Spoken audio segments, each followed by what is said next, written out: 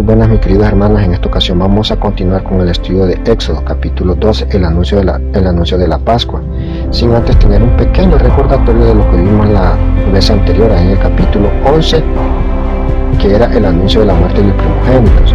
Es importante recordar que este anuncio de la muerte de los primogénitos es la primera que se menciona, pero no es la primera que se ejecuta, sino que es ejecutada al final de cada una de las pruebas que Dios traería sobre el pueblo de los egipcios.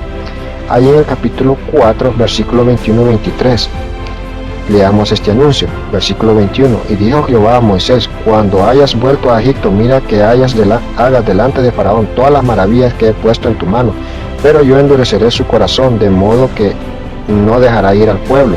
Verso 22, y dirás a Faraón: Jehová ha dicho así, Israel es mi hijo, mi primogénito. Verso 23, ya te he dicho que dejes ir a mi hijo para que me sirva, mas no has querido dejarlo ir. He aquí que yo voy a matar a tu hijo, tu primogénito. Aquí podemos leer esta sentencia de muerte que Dios iba a traer sobre los egipcios. Esta sentencia no se ejecuta de primera, sino que es ejecutada al final de cada una de las plagas que Dios traería sobre el pueblo de los egipcios. Cada una de estas plagas dejó consecuencias graves al pueblo, tanto a los egipcios como al faraón. Los egipcios se pudieron haber recuperado de cada una de las catástrofes que dejó cada una de las plagas, pero no fue así. No sería así con el anuncio de esta muerte de los primogénitos. Sería algo inolvidable, algo que ellos no podían superar. Sería algo tan doloroso que llevaría a la muerte de sus hijos, sus primogénitos. Dios transmite el mensaje a través de su siervo Moisés y Aarón, pero Faraón hizo caso omiso a cada una de las advertencias que Dios daba a través de sus siervos. Más él endureció su corazón, no quiso humillarse, no quiso reconocer la mano poderosa del Dios de los hebreos, porque el faraón era una deidad para los egipcios, era la máxima autoridad, y por ende, como máxima autoridad, él no se quiso humillar ante un Dios desconocido al cual él no conocía, porque los egipcios tenían sus dioses para cada ocasión, pero en esta ocasión él desconocía el poder de Dios. Por eso él hace caso omiso a la advertencia de la palabra que es transmitida a través de por cada uno de sus siervos, Moisés y Aarón. Ahora vamos ahí al capítulo 12 del mismo libro de Éxodo. Vamos a ir viendo ahí versículo por versículo. El anuncio de la Pascua, versículo 1. Habla Jehová a Moisés y Aarón en la tierra de Egipto, diciendo. Verso 2. Este mes será principio de los meses. Para vosotros será este el primer mes del mes del año. Verso 3. Habla a toda la congregación de Israel, diciendo. En el 10 de este mes tómese cada uno un cordero, según la familia de los padres, un cordero por familia. Verso 4. Mas si la familia fuere tan pequeña que no basta para comer el cordero, entonces él y su vecino inmediato a su casa tomarán uno según el número de las personas conforme al comer de cada hombre. Haráis la cuenta sobre el cordero. Verso 5. El animal será sin defecto, macho de 1 año, lo tomarán de las ovejas o de las cabras. Verso 6. Y lo guardaréis hasta el día 14 de este mes, y lo inmolará toda la congregación del pueblo de Israel entre las 2 tardes. Verso 7. Y tomarán de la sangre y la pondrán en los 2 postes, en el dintel de las casas en la que han de comer. Verso 8. Aquella noche comerán la carne asada al fuego, y panes sin levadura, con hierbas amargas lo comerán. Verso 9. Ninguna cosa comeréis de él cruda, ni cocida en agua, sino asada al fuego, su cabeza, sus pies y sus extrañas. Verso 10. Ninguna cosa dejaréis de él hasta la mañana, lo que quedare hasta la mañana lo quemaréis en el fuego. Verso 11. Y lo comeréis así, ceñidos vuestros lomos, vuestro calzado en vuestros pies, vuestro bordón en vuestra mano, y lo comeréis apresuradamente. Es la Pascua de Jehová. Verso 12.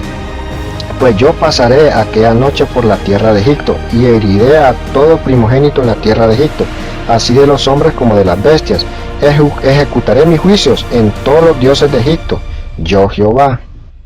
Verso 13, y la sangre os será por señal en las casas donde vosotros estéis, y veré la sangre y pasaré de vosotros, y no habrá en vosotros plaga de mortalidad cuando hiera la tierra de Egipto. Verso 14, y este día os será en memoria, y la celebraréis como fiesta solemne para Jehová durante vuestras generaciones, por estatuto perpetuo lo celebraréis. Verso 15, 7 días comeréis panes sin levadura, así el primer día haréis y haya levadura en vuestras casas, porque cualquiera que comiere leudado desde el primer día hasta el séptimo será cortado de Israel.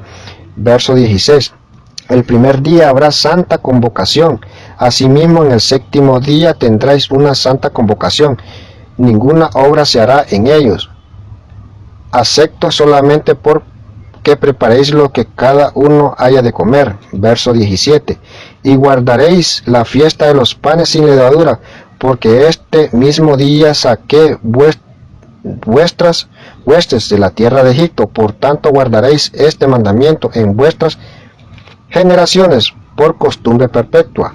Verso 18, en el mes primero comeréis los panes sin levadura, desde el día 14 del mes por la tarde hasta el 21 del mes por la tarde. Verso 19, por 7 días no se hallará levadura en vuestras casas, porque cualquiera que comiere leudado, así extranjero como natural del país, será cortado de la congregación de Israel. Verso 20, ninguna cosa leudada comeréis, en todas vuestras habitaciones comeréis panes sin levadura. Verso 21, y Moisés convocó a todos los ancianos de Israel y les dijo, sacad y tomaos corderos por vuestras familias, sacrificad la Pascua. Verso 22, y tomad un manojo de hisopo y mojadlo en la sangre que estará en su ladrillo, y untad el tintel de los 2 postes de la sangre que estará en el ladrillo, y ninguno de vosotros salga de las puertas de su casa hasta la mañana. Verso 23, porque Jehová pasará hiriendo a los egipcios, y cuando vea la sangre en el tintel y en los 2 postes, pasará Jehová aquella puerta, y no dejará entrar al heridor en vuestras casas para herir. Verso 24, guardaréis esto por estatuto para vosotros y para vuestros hijos para siempre. Verso 25, y cuando estaréis en la tierra de Jehová os dará como prometió, guardaréis este rito. Verso 26, y cuando os dijeren vuestros hijos que es este rito vuestro. Verso 27, y vosotros responderéis, es la víctima de la Pascua de Jehová, el cual pasó por encima de las cosas de los hijos de Israel en Egipto, cuando hirió a los egipcios y liberó nuestras casas. Entonces el pueblo se inclinó y adoró. Verso 28, y los hijos de Israel fueron y hirieron perpetuamente, así como Jehová había mandado a Moisés y a Aarón. Bueno, ahora volvamos ahí y leamos el verso 1 y verso 2 de este estudio. Dice el verso 1, habla Jehová a Moisés y a Aarón en tierra de Egipto, diciendo. Verso 2, este mes os será principio de los meses, para vosotros será este el primero en los meses del año. Lo que sucede en el capítulo 12 de Éxodo es trascendental en la historia de la Biblia y el pueblo hebreo, que Dios decidió cambiar el orden del calendario bíblico. Es importante recordar que para los judíos existen 2 calendarios. Uno es el religioso y el otro el calendario civil. Aquí en Éxodo versículo 1 y 2, habla Jehová a Moisés y a Aarón en la tierra de Egipto, diciendo, este mes os será principio de los meses, para vosotros será este el primero en los meses del año. La salida de Egipto marca un nuevo inicio para el pueblo de Dios, y para señalarlo el Señor decidió que a partir de ese momento ese mes se considerara el primer mes del calendario bíblico. En ese momento estaban en el 7º mes, Nisan, según el calendario original civil. En el calendario civil el primer mes del año era el principio de otoño, en los meses de septiembre y octubre, que en hebreo también se conoce como Tishri. Según la tradición del primer día de Tishri fue creado el hombre. A partir de ese momento comenzó el conteo del calendario. Ese primer día del año civil se conoce en hebreo como Rosh Hashanah, que quiere decir literalmente cabeza del año. Bíblicamente, el calendario civil es el que sigue desde Génesis 1 hasta Éxodo 11. Sin embargo, vemos que a partir de Éxodo 12 cambia el orden del calendario bíblico. Por orden divina de Jehová, decidió que Nisan o Abadik sería el primer mes del año, porque es un nuevo comienzo para el pueblo de Dios. Para nosotros en los meses de nuestro calendario vendrían siendo marzo y abril. En el año judío se divide en 12 meses, de 29 días o 30 días, y se basa en las fases de la luna. Cada 2 o 3 años se intercala un mes suplementario, conocido como segundo Adar. Este nuevo inicio tiene que ver con la Pascua. Luego de introducir el cambio en el calendario, el Señor da las instrucciones para celebrar la Pascua. En ese momento, la historia de Israel, la Pascua representa para los israelitas el sacrificio que salvó la vida de sus primogénitos. Finalmente los liberó de la esclavitud en Egipto. Sin embargo, más adelante en la Biblia va saliendo progresivamente la revelación que las fiestas bíblicas nos enseñan sobre el plan de redención de la humanidad. La Pascua es tan solo la primera de 7 fiestas bíblicas de la redención. Lo que sucedió en la Pascua fue tan trascendental que cambió la historia del pueblo de Dios. Por eso Dios marca esa fecha como un nuevo inicio. Veamos ahora las instrucciones que Dios dio respecto a esta fiesta. La liberación de los israelitas le costó a Egipto 9 plagas y la 10ª fue la vencida. Dios anuncia a Faraón que todo primogénito en Egipto moriría y de nuevo haría distinción entre los egipcios y los israelitas. Veamos ahí en el capítulo 11, versículo 4 al 7.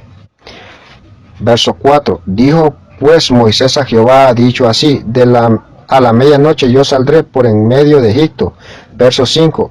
Y morirá todo primogénito en tierra de Egipto, desde el primogénito de Faraón que se sienta en su trono, hasta el primogénito de la sierva que está detrás del molino, todo primogénito de las bestias. Verso 6. Y habrá gran clamor por toda la tierra de Egipto, la cual nunca hubo ni jamás lo habrá. Verso 7. Pero contra todos los hijos de Israel, desde hombre hasta la bestia, ni un perro moverá su lengua, hasta que sepáis que Jehová hace diferencia entre los israelitas y los egipcios. Sin embargo, los israelitas no se salvaron por su linaje, sino por su fe, para que sus primogénitos no murieran. Los israelitas debían seguir las instrucciones que Dios les daría. Leamos ahí el verso 3 y el 4. Verso 3. Habla a toda la congregación de Israel diciendo: en el 10 de este mes, tómese cada uno un cordero según la familia de los padres, un cordero por familia. Verso 5. Mas si la familia fuere tan pequeña que no basta para comer el cordero, entonces él y su vecino inmediato a su casa tomarán uno según el número de las personas, conforme al comer de cada hombre. Haráis la cuenta sobre el cordero. Verso 5. El animal será sin defecto, macho de 1 año. Tomaréis de las ovejas o de las cabras. Deben escoger un cordero que sirva para la ofrenda, como encontramos como Dios empieza a dar las instrucciones al pueblo hebreo. El cordero se deberá de comer en una sola noche. Veamos ahí un versículo de referencia hablando del cordero. Ahí en Juan 1:29. El siguiente día vio a Juan a Jesús que venía a él y dijo: he aquí el Cordero de Dios que quita el pecado del mundo. La palabra clave de la Pascua es recordar a los judíos. Tenían que recordar lo que Dios había hecho por ellos, que Él les sacó de la esclavitud y les traería a la tierra prometida, pero para que ellos se salvaran de la muerte, que caería esa noche antes de la salida de Egipto. Tenían que matar un cordero y tomar un hisopo y meterlo en la sangre del cordero y pintar la sangre con los postes de las puertas de la casa. Dios había dicho que si hicieran esto, Él pasaría de esa casa, porque esa sangre cubriría esa casa. Este evento providencial, lo que Cristo hizo en la cruz por nosotros, por nuestros pecados, nuestro pecado. Los corderos que se matarían en Egipto eran imperfectos y solo cubrirían el pecado por una noche y solo una casa. Cristo, el cordero perfecto que Dios murió una vez por todos.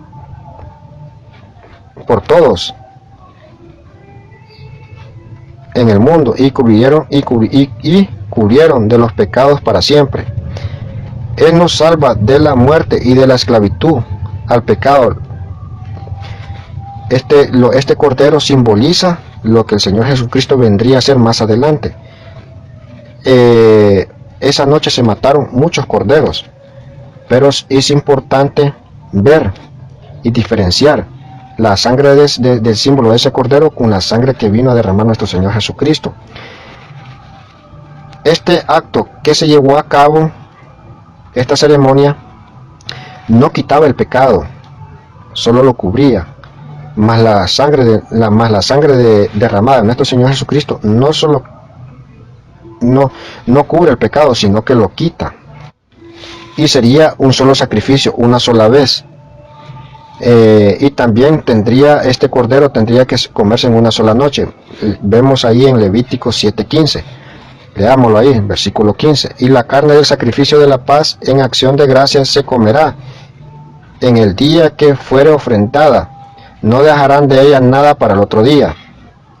En este capítulo 12 representa la culminación del libro de Éxodo. Aquí encontramos la instrucción de la fiesta de la Pascua, que es una figura del apóstol Pablo. Habla en su primera carta a los Corintios, ahí en capítulo 5, versículo 7, porque aún Cristo, nuestra Pascua, ha sido sacrificado. Acá podemos encontrar el significado del cordero y la simbolización que representa para el pueblo hebreo y lo que vendría a ser nuestro Señor Jesucristo más adelante. Leamos ahí en 1 Corintios 5, versículos 7 y 8. Limpiaos pues de la vieja levadura, para que seáis vuestra masa sin levadura como sois, porque vuestra Pascua, que es Cristo, ya fue sacrificada por nosotros. Así que celebramos la fiesta, no con la vieja levadura, ni con la levadura de malicia, de maldad, sino con panes sin levadura, y de sinceridad y de verdad. Volvamos allí otra vez al capítulo 12 de Éxodo, versículos 6 y 7. Dice el versículo 6: y lo guardaréis hasta el día 14 de este mes, y lo inmolará toda la congregación del pueblo de Israel y entre las 2 tardes. Versículo 7. Y lo tomarán de la sangre, y lo pondrán en los 2 postes, en el dintel de la casa en que lo han de comer. Versículo 8. Aquella noche comerán la carne asada al fuego, y panes sin levadura, con hierbas amargas lo comerán. Habla de la sangre que será puesta allí, en los dinteles de las puertas de las casas. Ahora miramos ahí una referencia allí en Efesios 1:7, versículo 7. A quien tenemos redención por su sangre, el perdón de pecados según las riquezas de su gracia.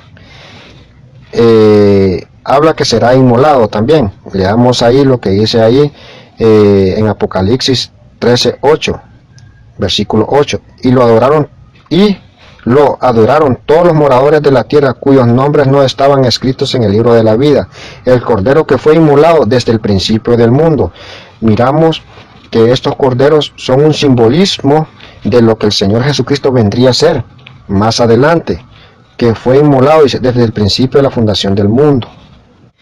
En esta lección de la Escritura es bastante interesante. Observamos que cada familia tenía un cordero. Aquella noche deberían de haber matado miles de corderos, porque dice el versículo 6, toda la asamblea de la congregación de Israel lo matarán al coacer. Todos aquellos corderos representaban a otro cordero que vendría al futuro. Dios miró a todos los corderos como si fuera aquel único cordero, el Señor Jesucristo, que fue el cordero de nuestra Pascua, fue muerto en sacrificio por nosotros.